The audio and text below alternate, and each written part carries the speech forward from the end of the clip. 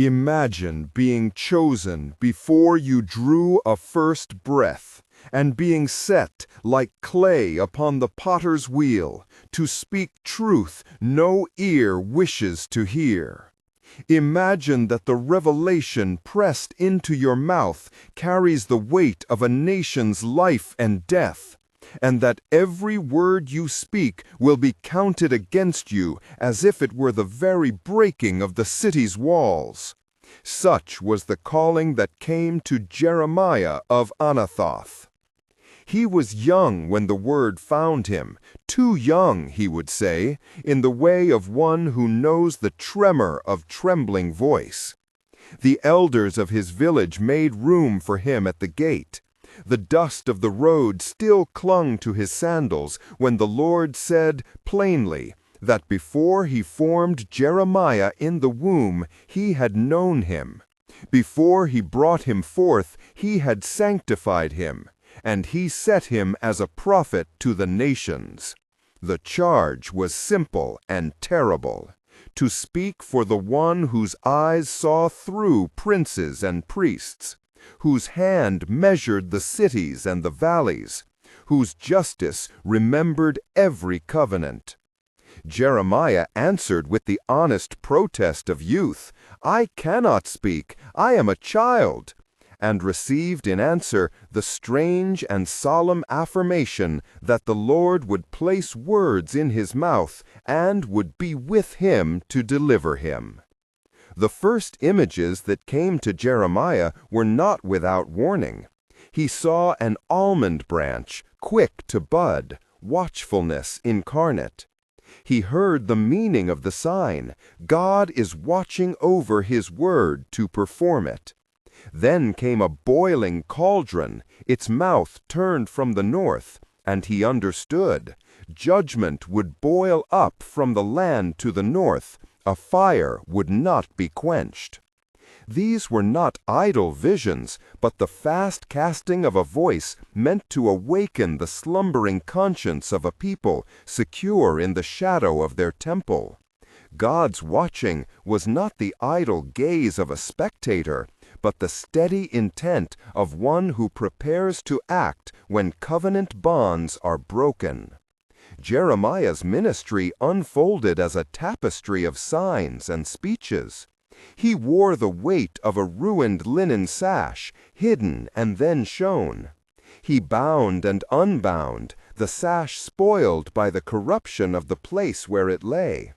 He bought a potter's clay and watched the potter fashion and then smash and reshape, teaching that the Lord shapes nations as a potter does clay, yet how the clay resists when it chooses its own form. He walked to the valley and declared the fate of the places where children were sacrificed to gods of smoke and iron. He took a yoke and set it upon his neck, an emblem of submission to the coming domination of the Chaldeans, an emblem he bid the princes and kings to wear, for resistance would not save them, but only hasten ruin. The people and many of their leaders heard too little. In the temple courts, where trumpet and incense rose, Jeremiah stood like a thorn in the cushions of comfort. He called the people to turn from their strange altars, from their offerings to the Queen of Heaven, from the practices that stained the covenant. He spoke in the markets and at the gate and before the priests, insisting that the temple stones would not protect a people who had hardened their hearts. "Do not trust in deceptive peace," he said, and his voice carried across the square.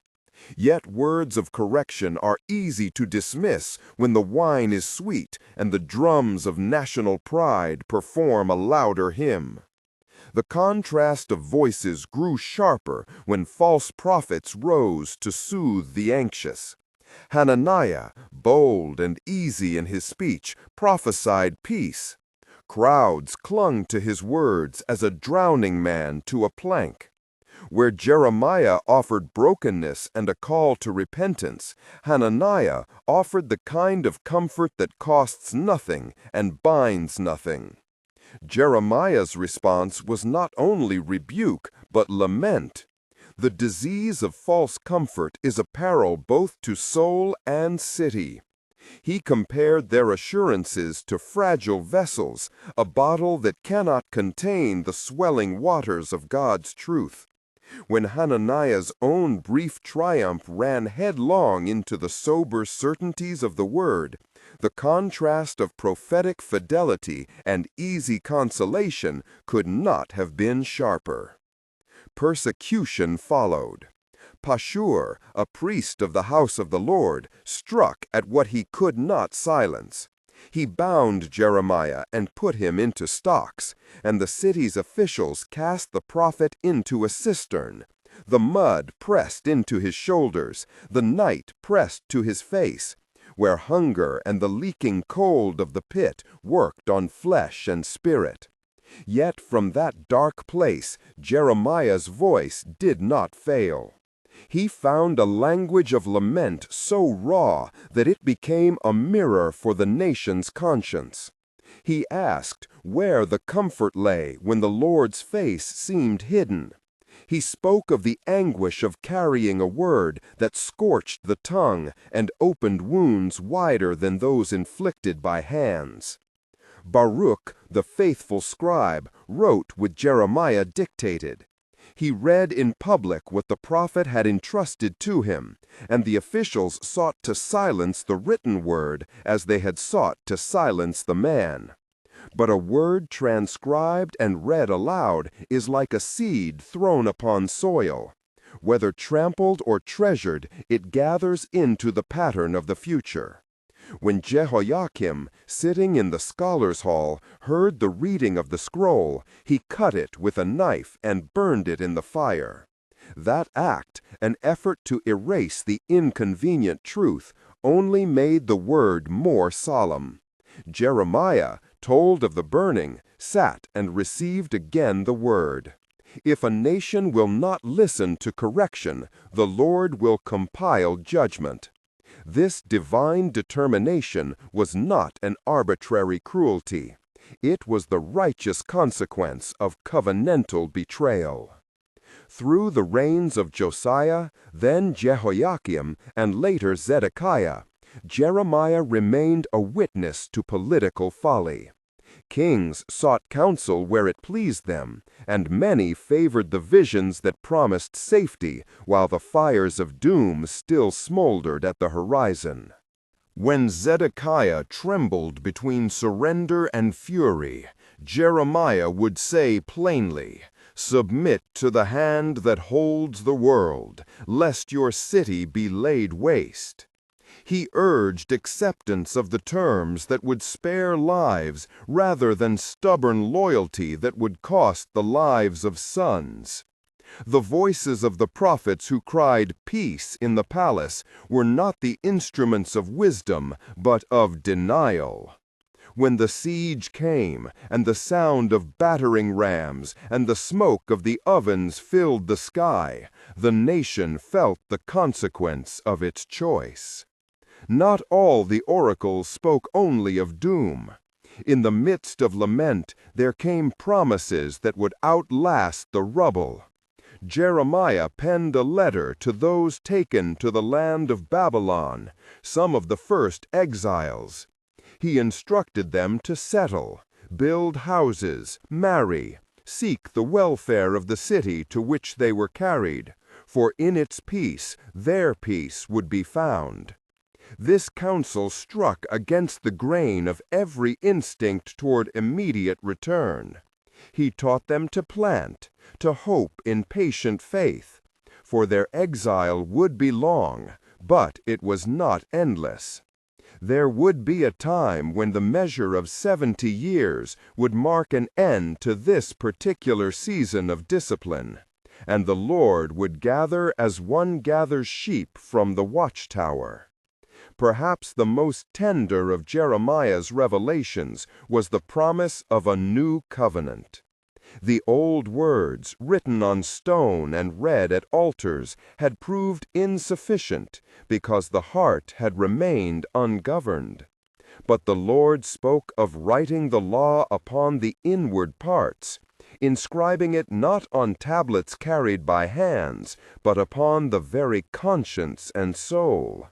He promised a remission of sins and a knowledge of Him that would not depend on ritual alone. These words became an anchor for hope.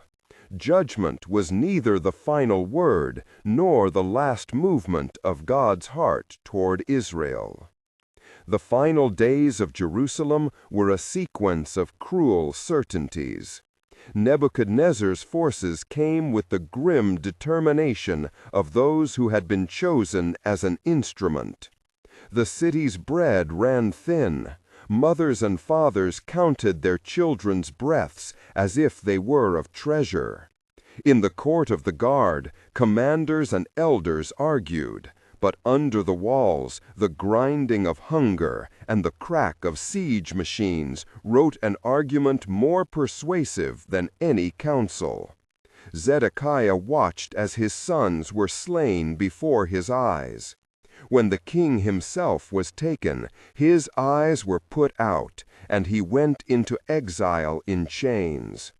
The city burned, the temple lay in ruin, and those who had clung to the hollow safety of ceremony found themselves standing among ash. Yet Jeremiah, who had prophesied the fall, was not taken with the captives bound and marched away. He remained, an odd mercy, as one whom God kept through the tumult. Among the nations around Judah, the voice of judgment rose too, against Philistia and Moab, against Ammon and Edom, even against Egypt, whose power men trusted as a refuge. Jeremiah spoke that the nations are also under God's hand. The cup of wrath passes through one by one until the measure is filled. Yet, in the same breadth of speech, he saw beyond immediate vengeance to the day when God would turn even judgment into a vehicle of restoration, when the broken would see renewal, and when the remnant would learn the depth of God's compassion. Jeremiah's laments are among his most human sayings. He called himself the lonely man, the man of strife, his soul filled with bitterness, a voice that sought to understand why the righteous seem to suffer, and why the wicked prosper in their feasts. His complaint to God rings not with accusation alone, but with a pleading that seeks the presence of the one who commanded him. There is a humility in confession. The prophet did not take pleasure in his duty to condemn. He felt the sores of a people and tenderly bore them as if they were his own. In his poetry, the city becomes a widow, the land a desolate field. Yet even there the refrain of mercy can be heard, careful and persistent. There were moments of astonishing tenderness among human companions. Baruch, who wrote and read and sometimes hid the prophet's words, stood like a brother guarding a lamp. When the scroll was read in the temple and then burned, Baruch and Jeremiah did not strike out in revenge, but received the renewed message of the Lord. Later, when Gedaliah was set in governance over the remnant in the land, the fragile hope of a beginning pulsed. Yet political violence and fear scattered even this remnant, sending fugitives to Egypt, where some sought salvation in a foreign place, and thus brought further complications. The history of these years is not only a chronicle of defeat, but a series of choices that shaped the memory of a people. Throughout, the symbols Jeremiah used remained simple and brutal in their clarity. The almond branch watched. The boiling pot came from the north. The potter's wheel turned and reshaped. The broken jar spoke of irreversible ruin. The yoke marked submission. When the prophet cast a message into these images, they became not mere metaphors for his contemporaries, but living pieces of a revelation that could be held, pictured, argued over. They called to hearth and field. They were not locked in lecture halls, but walked in the light and the dust of village roads. For those who would listen, Jeremiah offered a theology that cut both ways. God is holy and must judge. Yet God remains faithful to covenant promises. Divine sovereignty does not cancel divine compassion. The prophecy of a new heart is the deepest assurance.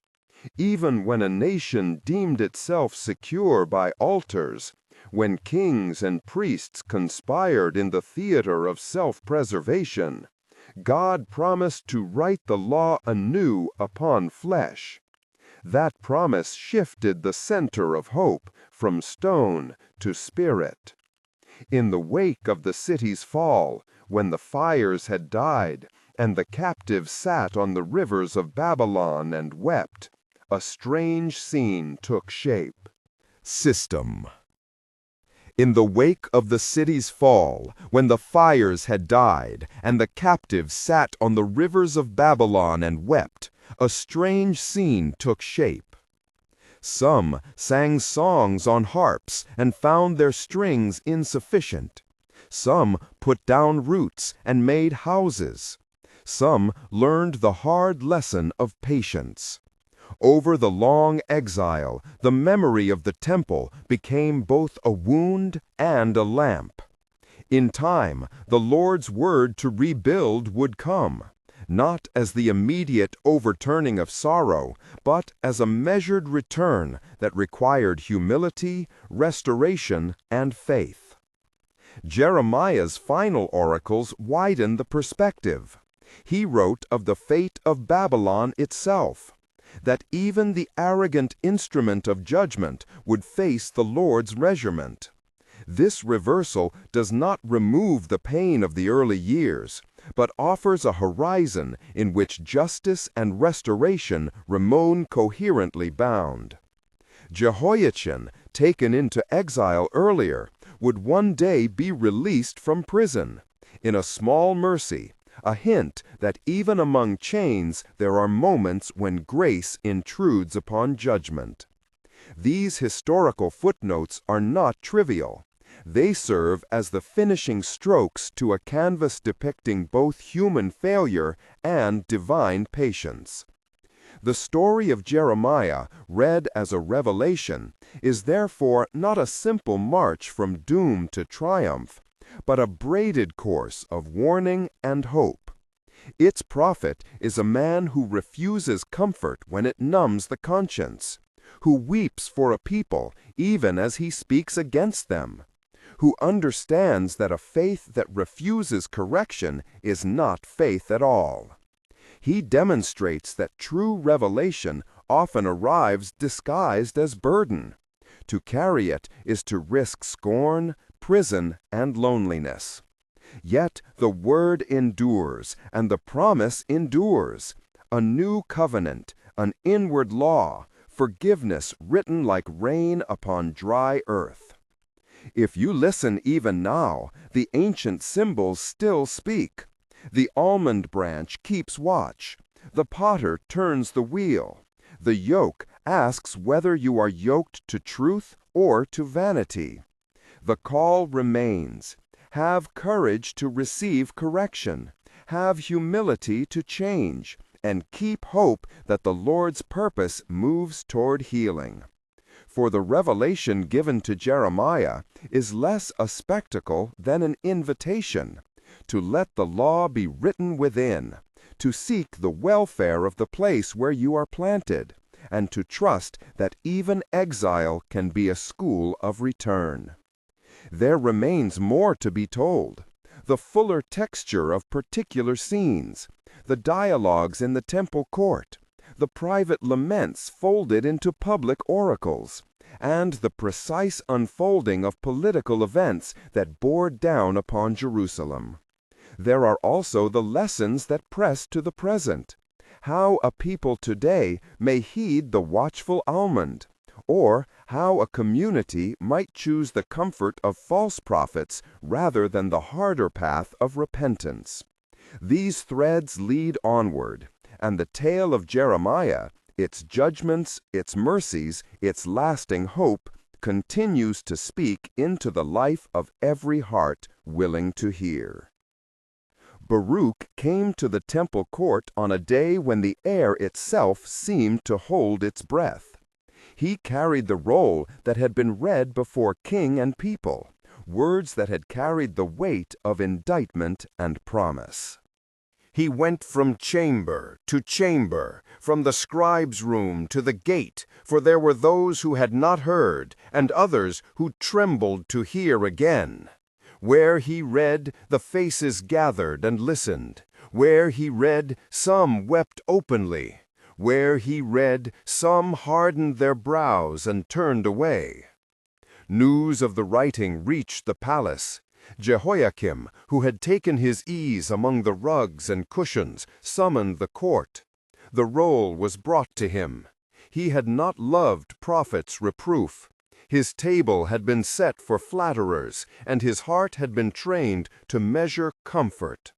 He sat with the roll upon his knees, while men about him spoke low.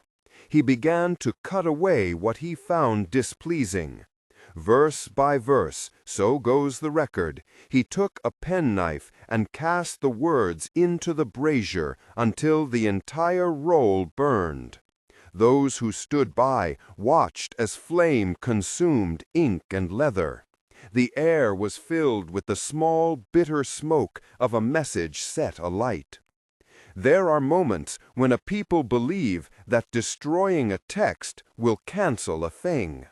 Jehoiakim thought himself secure in the brazier's hunger. But ink may be erased. The word is not bound to leather.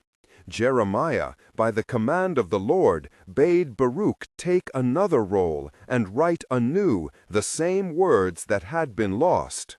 So the prophet's message returned, re-inscribed, as if the very act of burning had made the voice more urgent, more necessary. The second scroll carried, with the same bluntness, both judgment and the strange promise of inward law. Jehoiakim's hand had tried to silence a voice. Instead, it made that voice into a testimony of stubborn endurance.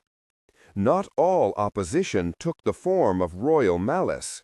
There were prophets who promised what hearts wanted to hear.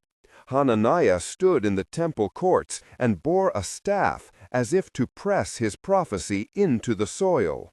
He spoke of the yoke broken, of captives returning within 2 years, of shackles snapped. The crowd who loved comfort gathered around him. His words were like honey that numbed. Jeremiah answered. He spoke plainly that there can be no splitting of the word. If a prophet promises peace, and his word does not come to pass, then the people must judge that prophet for the lie he bears. Hananiah, who had delighted the ear, would himself be judged.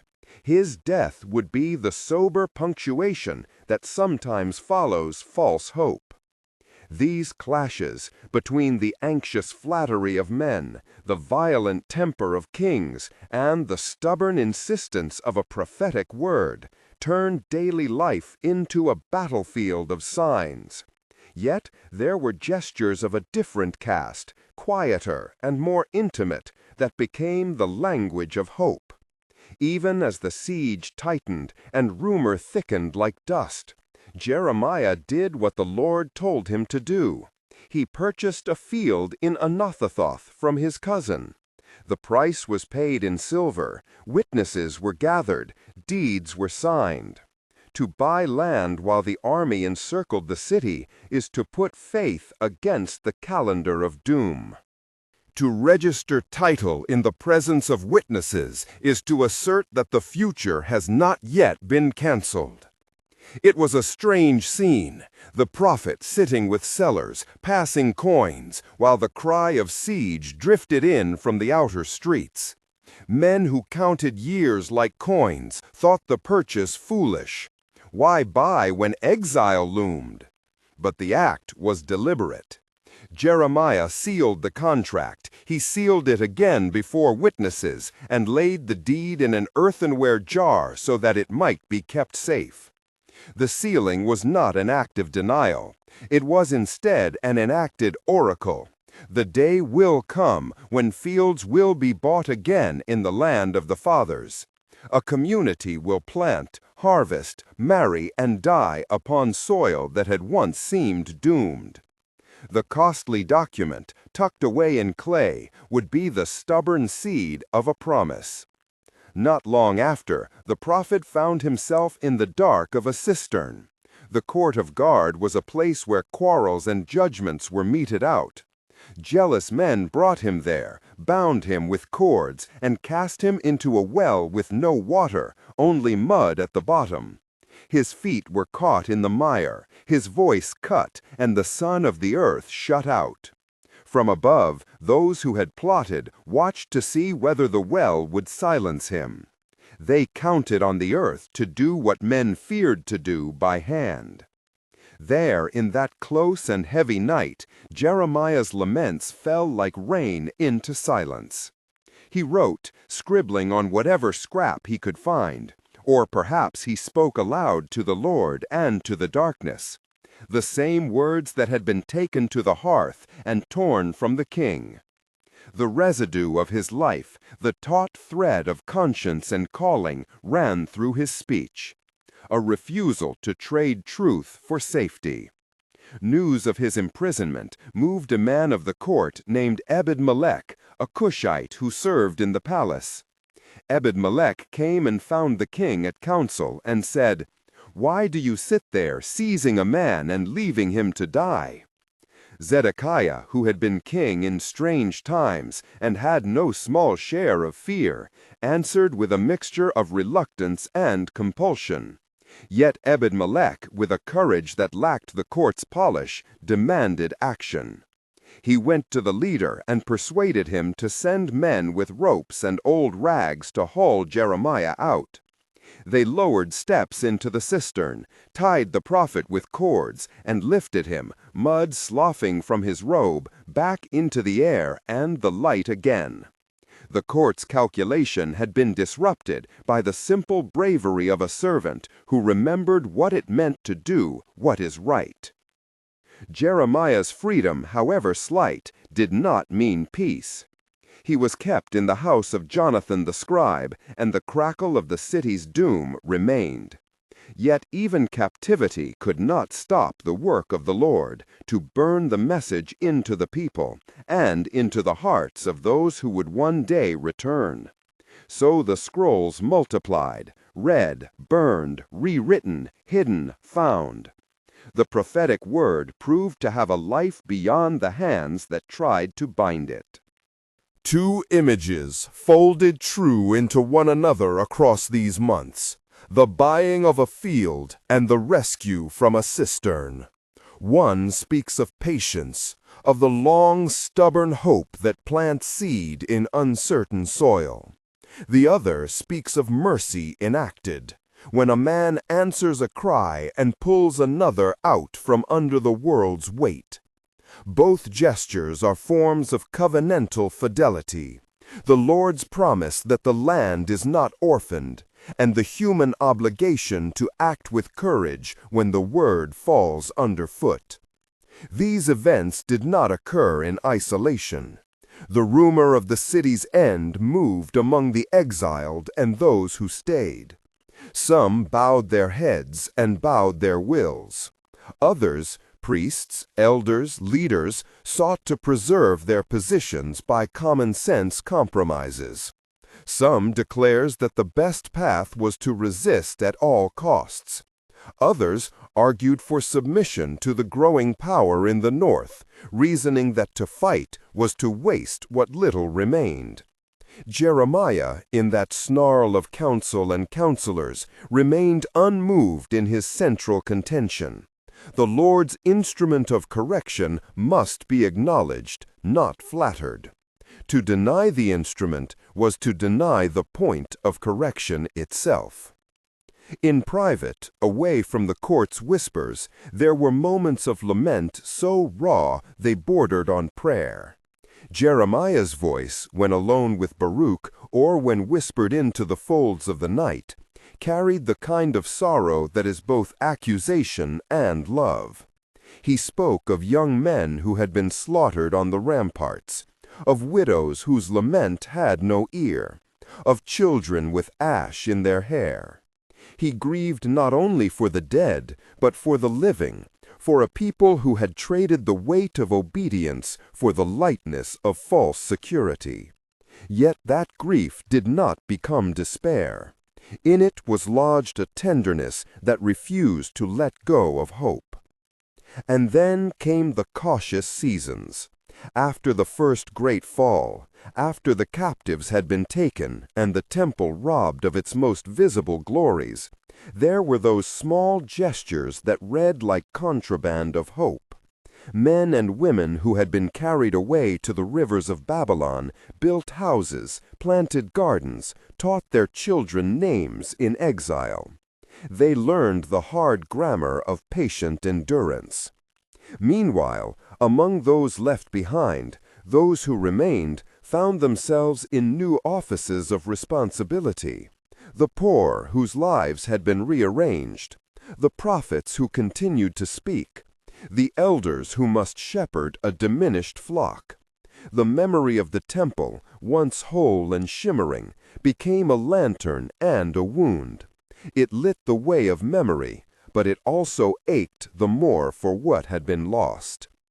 Throughout these scenes, one truth persisted. The Lord's corrective measures did not entail an abandonment. Even within the most scathing chapter of indictment, the covenantal language survives, seeded into the promise that one day the law would be written on the heart. That promise stood behind the purchase of fields and the rescue from wells, behind the rewriting of burned scrolls and the stubborn readings in temple courts. It is as if the Lord, in making judgment plain, kept one hand raised toward mercy. The future, then, is not a clean erasure of the past, nor is it a reward for indifference. It is a patient reforming, a potter's hand on clay, turning something broken into a vessel fit for new use. There are still more faces to meet, the captains and the elders who will navigate the remnant's life, the scribes who will copy and preserve, the women whose weaving will become the slow testimony of continuity. There are further conflicts yet to come, the confrontations that will test whether a people will receive inward law or cling to outward show. The moments when an individual must choose whether to pluck the almond's fruit of alertness or to sleep beneath the sweet leaf of false peace. Out of the story emerges a steady insistence. Prophecy, like soil and covenant, asks for hands willing to be stained. So the ark continues, scrolls pulled from fire and read aloud, deeds sealed and hidden, prisoners hauled into light, false prophets exposed, the potter shaping anew. The narrative keeps its rhythm of indictment and mercy, of public sermons and private grief. It is a story of a people made small, and, in that smallness, taught to wait. It is also the story of a prophet who refuses to trade the roughness of truth for the smooth comfort of applause. In the coming pages, the particulars will press again. The names, the councils, the precise timing of releases and exiles. But the lesson that has been forming in these scenes is already plain. The Lord's work is both hammer and hand. It browbeats and it heals, and it sets the soul toward a long, patient return. And it came to pass, while Jeremiah remained bound within the court of the guard, that Hanamel the son of Shallum, a kinsman of Jeremiah's, came unto him in the prison. The city lay under watch. The roar of engines of war had been replaced by the dull, constant tread of sentries and the flutter of anxious voices. Yet Hanamel came with an ordinary thing in his hand, the right of inheritance, a field in Anathoth, and with it a petition that cut through the dullness like a bell. Buy it for yourself. Jeremiah looked upon him and saw in the demand not mere business, but a sign. He called for Baruch, and when Baruch came and took down the words, Jeremiah spoke plainly. See, he said, the Lord hath given me the land, therefore buy it for yourself, for a witness unto me and unto the remnant. So Baruch called for witnesses, for silver, and for the writing of the deed. Men who would be able to tell of this transaction in days to come stood near. Neighbors, a scribe's hand steady with ink, and the one whose name would be sung in the small, stubborn histories of the remnant. They weighed out the silver, shekels counted with slow, deliberate hands, and the deed was made. The writing named the boundaries. It marked the rights of inheritance in the sight of men. Then Jeremiah sealed the deed, and gave the purchased paper into the hands of Baruch the scribe. It was no mere contract to him, it was a pledge spoken against the silence, a token of the Lord's promise that fields would again have worth, that the land would be possessed. And the prophet took counsel from the Lord.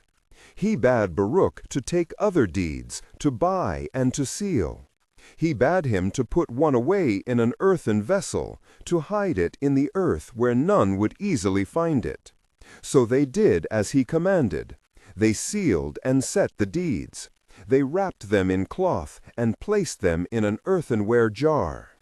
The jar was pressed into the soil, covered with loam and stone, as if to sleep through the season of exile until the appointed time. In that hour Jeremiah prayed, and his prayer was not of triumph, but of petition and of witness. He lifted the memory of the city streets and of the temple's courtyards to the Lord. He spoke of the future as a certainty not yet visible, of houses built and inhabited, of fields bought and sown, of vineyards yielding fruit. The answer that came, not a vision like a dream, but the steady voice of covenant, declared that the captive would return, that the Lord would perform for the house of Israel and for Judah all the good promises spoken to their fathers. For thus saith the Lord, houses shall be purchased again, and fields shall be owned, and the years of captivity shall be reckoned toward a season of planting and of harvest. Baruch listened and wrote, his hand traversing the lines of another age. He felt the smallness of ink against the vastness of what was spoken. Yet even he, who had often trembled at the scrolls that were read in courts and in private rooms, understood the gravity of this purchase. They buried the hope into the earth, and carried from that labor a quietness that was not resignation. It was rather a refusal to allow the future to be erased. Word of the transaction and of Jeremiah's words did not travel as triumphal rumor through the city gates. It moved more like a root sent downward, slow and secret. Some scoffed, saying that the prophet's actions were folly in the face of Babylon's sword. Others, the ones who kept dry bread and counted their lamps at night, kept the matter like a warm ember, feeding it cautiously, afraid to stoke a flame that might be stamped out by mockery. But among the young and the old who had not yet surrendered their memory, the story of the sealed deed became a thing to be told in whispers beside hearths, a stubborn promise to be repeated when the quiet grew too heavy. Meanwhile, beyond the private soil where the deed lay, the work of preservation went forward in other hands. Scrolls, rescued from flames or copied with trembling devotion, were read aloud in houses and thresholds. The names of prophets, of kings, of priests, of mothers who lifted their children to the sky and named them for hope were committed to ink.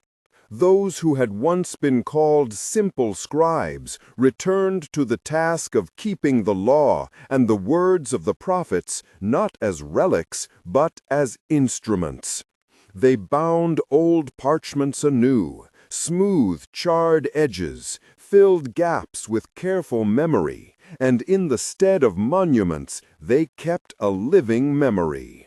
False teachers who had promised comfort without repentance found their lies laid bare in this season. When a man rose to proclaim peace where there was none, or when a leader offered safety in the bargain of forsaking the Lord, the remnant, sharpened by suffering, learned to discern. Their ears had been trained to listen for the cadence of truth. Their hearts had been hardened in the crucible of loss. And so the prophets who came with empty sweetness were accused and exposed. The words that would not bear the weight of covenant were set aside like cheap clothing in a storm. Through all this, Jeremiah remained the same narrow, persistent voice. His grief deepened into counsel. His laments were edged with instruction.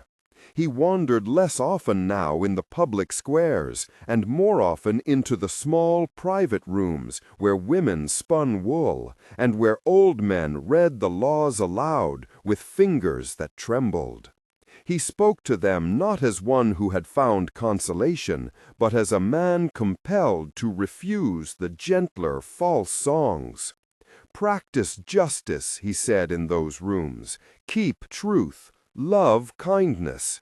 Seek the welfare of the city where you dwell, for in its welfare you shall find your welfare." His words were uncomfortable, for they asked of a people humility rather than triumph. Yet within them was a tenderness that would not let go of hope. And so the arc of that day closed upon small, stubborn acts. A field bought and buried as a token. A scroll preserved from the fire. A prophet who refused the ease of flattery. A people learning again how to measure their days. The clay jar beside the sleeping stones kept its secret. And in the quiet, the remnant learned that time itself could be turned into a witness. That patience, when allied with covenant, might become the hand by which the Lord shaped a future. Night fell upon Anathoth and upon Jerusalem's shadow. Fires burned low in courtyards, guards paced and counted, mothers hushed. The city's bellies were heavy with worry, but among some there was a new lesson taking root. That to hold fast to memory, to seal a deed and hide it in the earth, was also to trust that the Lord's hand, though slow, was true. The potter's shaping went on unseen. The clay yielded beneath the fingers of a will that would not be hurried. And in the dark, the prophet prayed once more for a people who would learn to be small and faithful, that they might one day be made whole. And it came to pass with the breaking of the night that the voices in Anathoth grew few and careful. Only the small fires in courtyards burned bright enough for hands to bend over thread and parchment. Baruch, the faithful scribe, sat by a lamp whose oil had been measured and remeasured through many evenings. His fingers moved slowly, not from slowness of hand, but from reverence for each letter. He copied what Jeremiah bade him copy, words that were as a cord thrown into deep water, cast beyond sight, but not without hope. When he paused, he would listen. From without came the low tread of watchmen, the distant bleat of a lone flock, the stifled sob of a woman who had folded away her wedding cloak. Men and women came to that room as the night waned. Some came to learn the law again. Others came to learn the old songs. A boy, no more than 12, asked to be taught the names of the patriarchs. An old woman corrected his tongue when he faltered, and added a story that made the name stand like a stone in his mouth. There was nothing theatrical in these gatherings, no banner was lifted, no proclamation made. Yet by the simple repetition of names and stories, a line was made, a line that refused to be cut. Jeremiah walked among them, often leaning upon a staff, his face drawn but clear in its sternness. When he spoke, it was with a voice that had been used and proven in sorrow. He did not seek to soften the blows of truth, for he believed that false comfort was a greater cruelty than plain counsel. "Remember," he said, and his words fell like seed upon tilled ground, "that God's word endures when men keep it. It is not in power, but in faithfulness that a people are kept." Men took these words and turned them in their mouths, tasting their firmness. Women took them and tucked them into the hems of daily work, that the counsel might not be lost, like a thread cut at the loom. There were those, however, who could not be content with quiet keeping. Rumors traveled swifter than the remnant liked. From the gate of the city came tidings that some noble families were to be led away, that a caravan would depart, bearing household goods, and sons bound and hands tied. Fear quickened among those who had buried deeds and bound scrolls. Would the clay jar be found? Would the names be effaced? In such nights of rumor, the remnant learned to measure grief not by its noise, but by its steadiness. They would sit and name one sorrow at a time until the heap of sorrows had been accounted for. One evening, as dusk shaded the hills, a man arrived from the neighboring village, his cloak dusted with the road, and his eyes rimmed by travel. He brought with him a small thing wrapped in leather, a shard of pottery, a fragment of a seal. He cast it upon Baruch's table, and said in a voice that was both hurried and heavy, "A house was searched at dawn. Men with iron upon their feet came. They took 2 sons and a daughter, and left the mother with her hair unbound." The room grew still. The old woman rose and set her palm upon the shard, as one might lay a hand on a grave. Jeremiah took the shard and looked upon it as a man who reads the smoke before the fire. He did not answer with rash counsel. Instead, he sent the man back to his home with bread and a word. "Tend your hearth, keep your lamps. Teach your child a verse tonight and another at dawn." To Baruch he said, "Make another copy. Hide what we must hide, where mothers may yet lift their children and call their names." Baruch went to his work, and the lamp burned low until the small hours. In the days that followed, the remnant's work took on a double edge. They dressed wounds and mended garments. They also took inventory of words. Where once a scroll might have been read in the street, it was now read behind drawn doors. Where once a prophet might have thundered in the market, he now whispered with a neighbor while milk cooled in its jar. The practice of memory became an industry of tenderness. Names were written on bits of cloth and sewn into belts. A proverb was carved upon a shard and hidden beneath a threshold stone. A child learned the song of David to the rhythm of pounding grain. These small things were not the grand defenses of men, but they were the confessions of a people who would not let themselves be wholly swallowed. The rulers who remained, elders of the gate, and priests who had not yet fled, watched these things with a mixture of impatience and secret admiration. Some murmured that these acts were stubbornness without aim. Others confessed in low tones that they had too little else to do. In the temple precincts, voices were raised in prayer and in accusation. There were those who blamed the prophets for the calamity, and those who blamed the people for their hardness of heart. Yet among the remnant, the line between blame and bearing was thin. They went on bearing what they could. One night, after a meeting by the lamps, Baruch stayed with Jeremiah and said, "Scribe of my heart, men ask what will be of us. They ask if these deeds will avail when the great ovens of war devour our houses." Jeremiah's hands closed about the staff, as if he would find there a firmness not found elsewhere.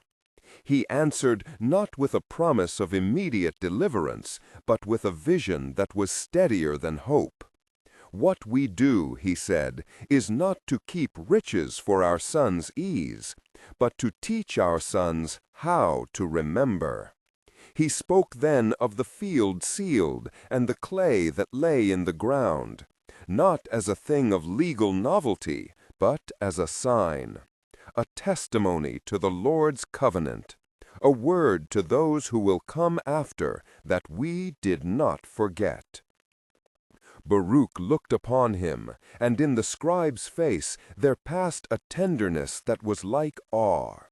He took up the reed and wrote, slower than before, and the letters carried the weight of that small, obedient wonder. When he paused, Jeremiah read over the line and nodded, satisfied that the thought had been held true. And yet not all among the people could abide such patient work. There were nights when men came from the market heavy with wine and rage, and they mocked the scribes and the prophet. "You bury deeds as if time could be bribed," they would say, "and you sing as if the world would answer." Jeremiah received their scorn as he received other trials, with a firmness that turned neither aside into fury nor away into despair. He answered them with the same counsel he gave to the meek.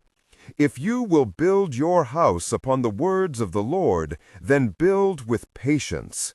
If upon clay and praise of men, then build as the wind will take you." As winter drew nearer, the watch upon the walls thickened. The city's stores were measured, and men with keen eyes stood upon the parapets to learn if smoke rose unexpectedly from the plain. The remnant did what they could to mend and to plan. They fixed hinges, they bound roofs with fresh straw, they taught the young to thread a needle. All such labors were simple and always shadowed by the knowledge that beyond the hills the world changed in a manner they could not command. In one of those raw dawns, a messenger from the city returned to Anathoth bearing a name that the remnant would not easily lay down. He spoke of captives moving in chains, of the sound of flutes the conquerors put to their lips to dull the cries. Among those taken had been a teacher from the gate who read the law aloud every Sabbath. His absence left a hollow that was felt like hunger. Mothers wept and tied upon their foreheads strips of cloth. Fathers struck the ground with their fists and then stooped to gather grain as one who returns to the field after a loss. Jeremiah, hearing of these things, went out with Baruch to the outermost houses. He walked where shadows lay longest, and to those who met him he spoke not only of judgment, but of endurance. "Pray," he said plainly, "keep the law, love your neighbor. Do what is just in your hands, for the Lord's hand is slow but faithful." Some received the words and held them. Others went their way with eyes lowered. Yet in the gathering of small hands there remained a common courage, the readiness to keep memory as one keeps a lamp in a cave. Time moved forward, not in great leaps, but in the steady beat of days. Seasons shifted, the olive trees bled their oil. Children grew and learned the names of those who had been taken and those who had not. The secret of the clay jar remained buried.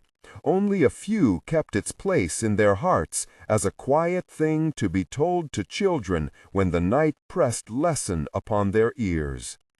Baruch copied more and more, and copies were hidden in pots, in beams, under the mortar of hearths. In these labors the people set their small fidelity against a great erasure. And in the stillness of private rooms, when lamps guttered and the breath of sleepers softened the air, Jeremiah would go out to stand beneath the sky. There he prayed as one who bends a bow. His petitions were not pleas for triumph, but for the keeping of a people's soul. He asked that memory be like seed kept in winter. He asked that the Lord's words might be remembered not as a relic, but as a life. Thus did he walk, and thus did he plead, holding fast to the belief that patience, aligned with covenant, shapes seasons yet to come. So passed another turning of days in Anathoth and in Jerusalem's shadow. The remnant continued their quiet industries of keeping, buying a field, binding a scroll, teaching a child to call upon the name. Small faithful acts multiplied, each one a counterclaim to the erasure that pressed from without. And though the trumpet of war sounded in the distance, and the clamor of exile came like a tide, within the closed doors there grew a steadiness, not of triumph, but of a faith that refused to be hurried, a covenant kept by hands that labored in the dim places, trusting that time itself could be turned into witness.